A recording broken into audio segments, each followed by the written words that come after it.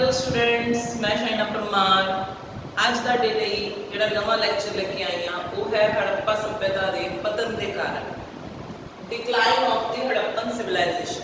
ਜਦੋਂ ਕੋਈ ਸਭਿਅਤਾ ਇੰਨੇ ਵਧੀਆ ਤਰੀਕੇ ਦੇ ਨਾਲ ਇੰਨੀ ਡਿਵੈਲਪ ਹੋ ਕੇ ਔਰ ਤੁਸੀਂ ਦੇਖਿਆ ਉਹਨਾਂ ਦੀ ਟਾਊਨ ਪਲੈਨਿੰਗ, ਉਹਨਾਂ ਦੀ ਸੋਸ਼ਲ ਲਾਈਫ, ਉਹਨਾਂ ਦੀ ਰਿਲੀਜੀਅਸ ਲਾਈਫ, ਉਹਨਾਂ ਦੀ ਇਕਨੋਮਿਕ ਲਾਈਫ ਕਿੰਨੀ ਜ਼ਿਆਦਾ ਡਿਵੈਲਪ ਹੈ, ਉਹ ਸਭਿਅਤਾ ਦਾ ਪਤਨ ਕਿਵੇਂ ਹੋ ਗਿਆ, ਉਹ ਸਭਿਅਤਾ ਕਿਵੇਂ ਖਤਮ ਹੋ ਗਈ, ਉਹ ਸਭਿਅਤਾ ਦਾ ਕੋਈ ਨਾਮੋ ਨਿਸ਼ਾਨ ਹੀ ਨਹੀਂ ਰਿਹਾ।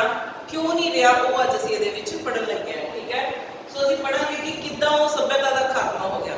देखो कभी भी कोई सभ्यता 1 या 2 साल या 5-7 साल दे विच नहीं खत्म हो जाती, हज़ारां साल लगदे हैं किसी चीज़ नूं डिवेलप होण नूं, फिर पीक ते पहुंचदी है, फिर दोबारा उस सभ्यता के खात्मे नूं भी उन्ना ही टाइम लगदा है। ऐदां हो सकता है कि जिहड़ी ये सभ्यता है असीं मंनदे हां 2250 तो 1750 तक दा इहदा टाइम है। ये हो सकता है कि 2250 के विचों फुल इस्टैबलिश हो गई, 1750 तक कोई इस्टैबलिश रही और उस तो बाद उसका डाउनफॉल शुरू हो गया, फिर 500-700 सालों के शायद वो अलोप हो गए। लेकिन कोई भी एक कारण नहीं है उस सभ्यता के अलोप होने के, मिले जुले कारण है जिन्हां विचों असीं इन्हां कारणों को पढ़ते हैं। सब तो पहला कारण कहते हैं फ्लड्स, यानी कि हड़ आ गए।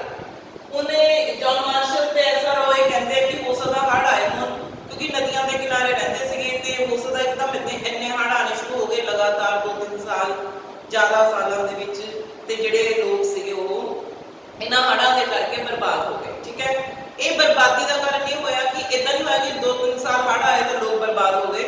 ये हो सकता कि हौली हौली उस जगह के विच हड़ां के कारण होर प्रॉब्लम आई एंड फाइनली वो सभ्यता का पतन हो गया। पर सिर्फ एक कारण नहीं है, दूसरा कारण कहते हैं अर्थक्वेक, यानी भूचाल आ जाना। ਹੁਣ ਤੁਸੀਂ ਦੇਖੇ ਹੋਏ ਆ ਭੂਚਾਲ, ਤੁਸੀਂ ਵੀ ਐਕਸਪੀਰੀਅੰਸ ਕੀਤੇ ਹੋਏ ਆ। ਅਸੀਂ ਦੇਖਦੇ ਕਿ ਇਦਾਂ ਦੇ ਕੰਟਰੀਜ਼ ਆ, ਚਾਈਨਾ ਦੇ ਵਿੱਚ, ਜਾਪਾਨ ਦੇ ਵਿੱਚ ਜਦੋਂ ਭੂਚਾਲ ਆਉਂਦੇ ਆ ਤਾਂ ਕਿੰਨਾ ਨੁਕਸਾਨ ਹੁੰਦਾ ਹੈ। ਇਹਨਾਂ ਏਰੀਆਜ਼ ਦੇ ਵਿੱਚ ਜਦੋਂ ਭੂਚਾਲ ਆਏ ਹੋਣਗੇ ਹੋ ਸਕਦਾ ਉਦੋਂ ਵੀ ਇਹ ਸਭਿਅਤਾ ਦਾ ਪਤਨ ਹੋਇਆ। ਹੁਣ ਇਹਦੀ ਇੱਕ ਐਗਜ਼ਾਮਪਲ ਹੈ, ਮੋਹਨਜੋਦੜੋ ਦੀ ਖੁਦਾਈ ਕੀਤੀ ਤੇ ਸਾਨੂੰ ਉੱਥੋਂ ਕਿੰਨੀਆਂ ਪਰਤਾਂ ਮਿਲਦੀਆਂ, ਅਸੀਂ 7 ਪਰਤਾਂ ਉੱਥੇ ਦੇਖਦੇ ਆ। ਹੜੱਪਾ ਦੇ ਵਿੱਚ ਸਾਨੂੰ 6 ਪਰਤਾਂ ਮਿਲਦੀਆਂ, ਚਮੁੰਦਰੋਂ 'ਚ 2 ਮਿਲਦੀਆਂ।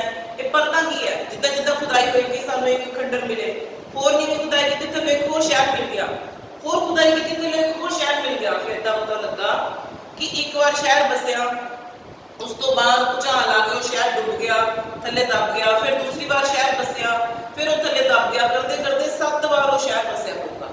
उसका रीजन की हो सकता है? भूचाल। सो ये जो भूचाल है शायद ये भी सभ्यता के पतन का कारण बनया, क्योंकि असीं ये नहीं कहते कि सिर्फ ये करके पतन होया। ये जरूरी नहीं कि सारे पासे ही भूचाल आए होंगे, ये हो सकता कि कुछ एरियाज के विच भूचाल आए होंगे जिथे इस सभ्यता का पतन ये करके है। तीसरा है नेचुरल डिजास्टर, यानी कि प्राकृतिक आपदावां आती हैं, जिदा सोका पै जाना, अकाल पै जाना, या इस तो अलावा कोई महामारी फैल जाना। तो हो सकता सोका पिया उस दौरान, हुण तुसीं कहोगे फ्लड है, इस तो सोका कितना पै गया। ऐदा हो सकता है कि कुछ एरियाज के विच हड़ आ गए, कुछ एरियाज बारिशां नहीं हुई बाद में, या फ्लड आने तो बाद पेड़ पूड़ सारे कट हो गए, कई नुकसान हुए, फिर आने वाले सालों अगले कई सालों के विच मुड़ के बारिशां नहीं हुई, फिर उस बाद सूखा पै गया जिहदे नाल नुकसान होना शुरू हो गया, फसलां नहीं हुई, जानवर मरने शुरू हो गए। फिर उस तो बाद की होया, जदों इन्नी दुनिया दे विच एक प्रॉब्लम आनी शुरू हो गई, फसलां नहीं लगियां, फिर उस बाद अकाल पै गया। तो उहदे नाल की होया, फिर माइन दे नाल अकाल दे नाल कि लोग भुखे मरने शुरू हो गए, हज़ारां की गिनती च लोग मरने शुरू हो गए। तो जो इन्ने लोग मरने शुरू हो गए, फिर अगे की नुकसान हुई, फिर महामारी फैलने लग पई, बीमारियां फैल गई, लोगों का कोई ध्यान रखने नहीं, इन्ने मरे हुए लोग है उन्होंने चकन लिए कोई है नहीं, तो उहदे नाल महामारियों के नाल लोग मरने शुरू हो गए। तो सारे पॉइंट्स अगे तो अगे एक दूजे नाल मिलते जुलते हैं कि पहला शायद सोका पिया होवे, फिर अकाल पिया होवे, फिर कोई महामारी फैली होवे। हुण अज साडे कंट्री दे विच ही पूरे संसार विच एक महामारी फैली हुई है, कोविड-19। ठीक है, वो तुसीं देखिया कि किन्ने किन्ने लोग एक दिन च मर रहे हैं। वो हुण तां साडे कोल इन्नी डिवेलपमेंट हो चुकी है, सरकार नूं भी पता है कि लोगों के लिए की करना है, किद्दां दफनाने हैं, किद्दां उन्हां दी लुक आफ्टर करनी है। लेकिन हो सकता उदों उन्हां दा कोई ध्यान रखने वाला ना होवे, महामारी एकदम बहुत ज़्यादा फैली होवे ते लोगों को पता ना होवे तो किद्दां बचना है, दवाइयां ना होण, कोई तरीका ना पता होवे। सो ये सारियां चीज़ां दे करके भी असीं ये मनते हैं कि ये कैनेडी जिहड़े इतिहासकार वो कहते हैं कि नैचुरल डिजास्टर जिहड़े है इन्हां दी वजह दे नाल भी शायद उस दौरान लोगों का पतन होया। सो इदां नहीं असीं कह सकते कि सारी सभ्यता खत्म हुई, लेकिन डिक्लाइन का एक कारण मान सकते हैं। अगला कारण असीं मनते हैं इन्वेजन ऑफ द आर्यन्स या ने इत्थे हमले किए और बहुत सारे लोगों को मार दिता। पर ये देखो ये चाइल्ड एंड मार्टिन व्हीलर का ये कहना है।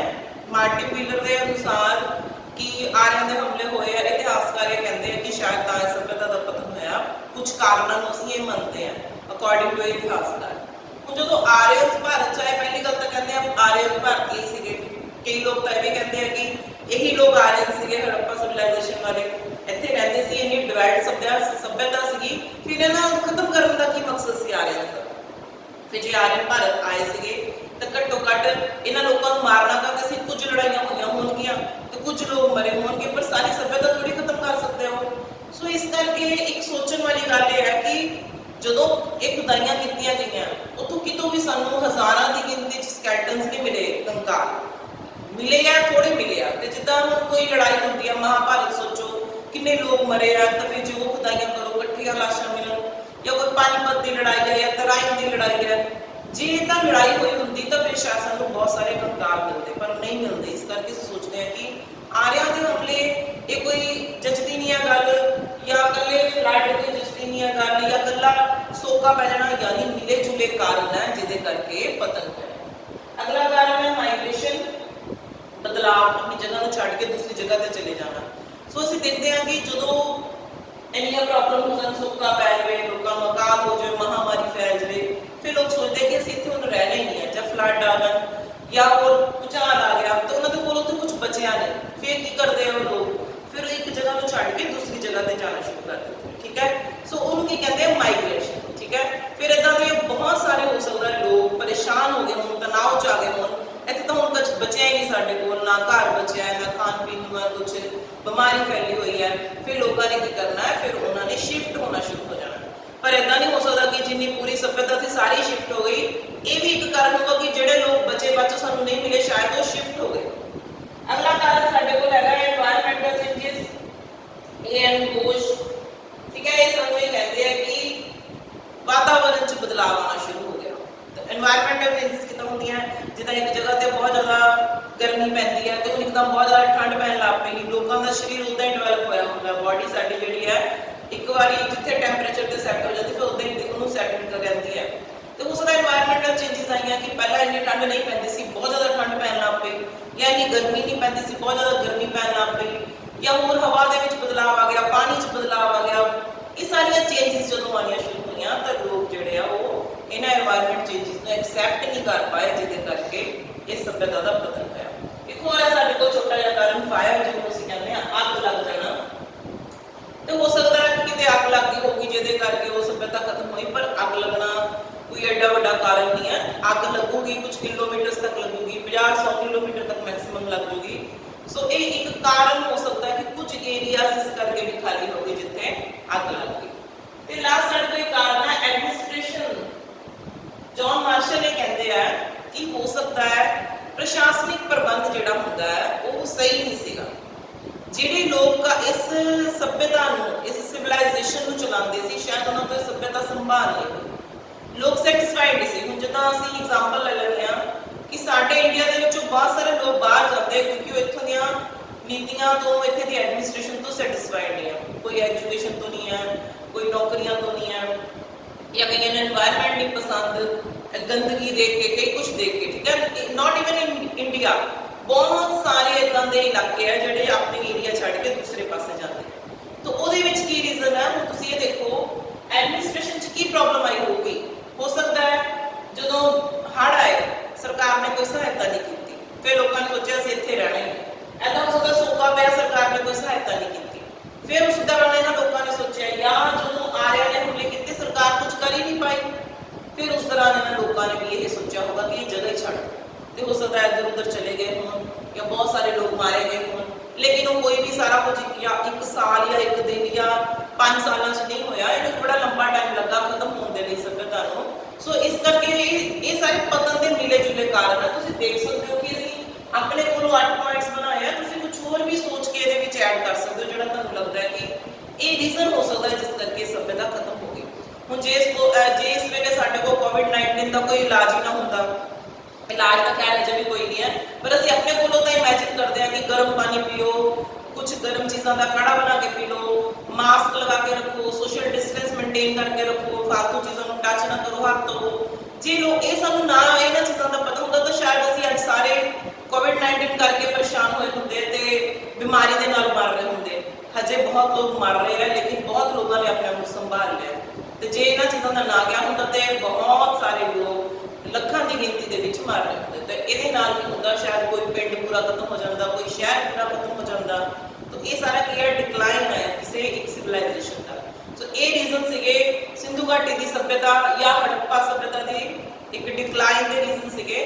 ते देखो हजे तक भी इन्हां सारियां चीज़ां दा सानू क्यों नहीं ज्ञान हो सकिया कि आखिर होया की है, क्योंकि एक तो इन्हां दी साडे कोल लैंग्वेज नहीं पढ़ हुई, पिक्टोग्राफी दे विच जिहड़े चित्र बने हुए हैं।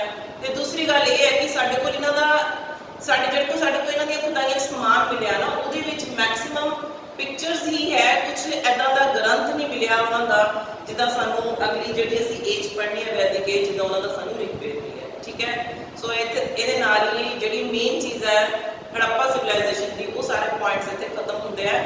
इस तो बाद असीं अगला टॉपिक शुरू करांगे वैदिक एज। Thank you.